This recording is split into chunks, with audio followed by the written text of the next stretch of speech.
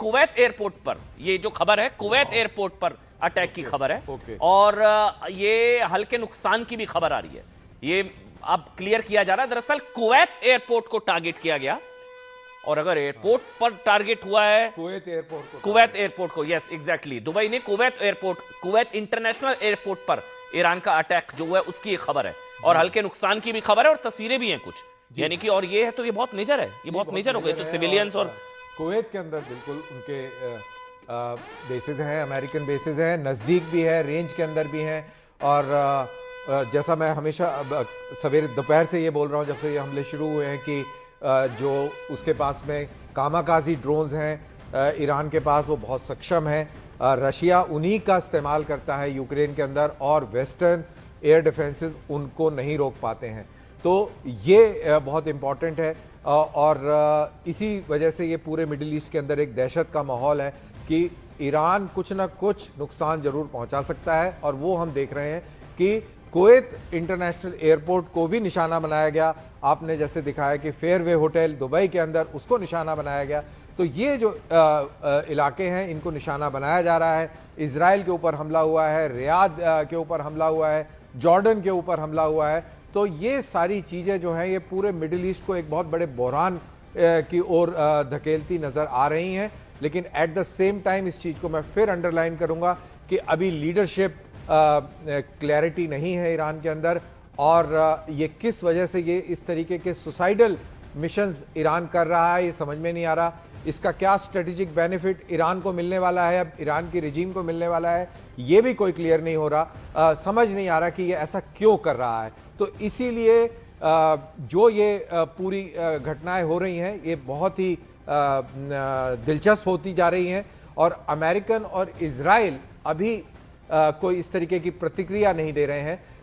एक खबर ये जरूर आ रही है कि, लेकिन ये ना कि अगर दुबई और अबुधाबी सेफ नहीं है तो दुनिया में कौन सा देश और एक खबर और भी आ रही है कि ब्रिटिश प्राइम मिनिस्टर ने शायद ये कहीं कहा है कि उनके जेट्स जो है वो डिफेंसिव पोस्चर में अपने एलाइज और अपने एसेट्स की सुरक्षा में लगे हुए। Robinder Sachdev, Dubai, Abu Dhabi, Kuwait, Bahrain, UAE, Jordan, Israel, लेकिन मेरे को तो हैरानगी सबसे ज्यादा दुबई और अबुधाबी की है। मतलब वो अगर सेफ नहीं, वहां पर अटैक्स की खबर है, तो कुवैत एयरपोर्ट, तो इससे ज्यादा डेंजरस ये तो चीजें और एस्केलेट होंगी, टेंशन और बढ़ेगी अब, क्योंकि ये इजराइल यूएस वर्सेस अब ईरान से ज्यादा ये तो मिडल ईस्ट और जो सुन्नी देश हैं वो शिया यानी कि वो ईरान के खिलाफ हैं। अमन जी, मैं इसको ऐसे रखता हूं, मानिए आपका 100 बॉम्ब है, इजराइल और अमेरिका आप पे अटैक कर रहे हैं, आपके 100 बॉम्ब जो मिसाइल है वो इजराइल में पहुंच सकते हैं, 100 के 100 मार दो, उन 100 में से 95 डिस्ट्रक्ट हो जाएंगे, 4-5 गिरेंगे, टेल अवीव की 3-4 बिल्डिंग्स खत्म हो जाएंगी। ठीक है, अगर आप मिलिट्री जनरल हैं, एक ऑप्शन आपके पास वो है। दूसरी ऑप्शन आपके पास है कि आपका 100 बॉम्ब है, दुबई, कतर, कुवैत, साउथ। आपको कुछ देख ले, यहाँ पर रोकना पड़ेगा। एक बड़ी खबर इस वक्त आ रही है, देखिए कुछ देर में सुरक्षा परिषद की एक बैठक भी यहाँ पर हो सकती है।